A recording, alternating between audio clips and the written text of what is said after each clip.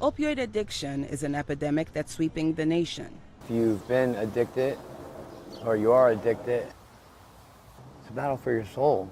Every day, an average of 115 Americans die from opioid-related overdoses. The class of drugs includes illegal drugs such as heroin, but also legally prescribed pain relievers such as oxycodone. People getting addicted to these painkillers that came out, from the late 1990s up through the 2000s. And people really started to pay attention in, the mid-2000s, and there were crackdowns on these pills. Law enforcement started to try and get these pills off the street.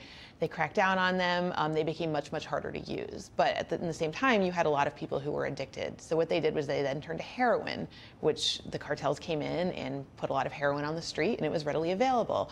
So as people could not get pills, they turned to heroin. Travis Reeder experienced the horrors of opioid withdrawal as he struggled to recover from a motorcycle accident.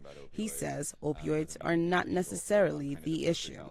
I had my foot blown apart in a motorcycle accident. I had genuine, acute, severe post-traumatic pain.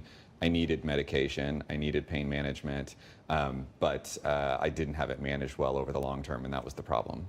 Pam Bondi, who sits on the President's Commission on Drug Addiction and the Opioid Crisis, says the problem needs to be tackled on multiple fronts. I'm a career prosecutor, so enforcement, crackdown, get these things off the streets, that's so important. But we've got to start at the very front, such as the post office, such as education to kids, because these drugs are taking these crazy new forms now.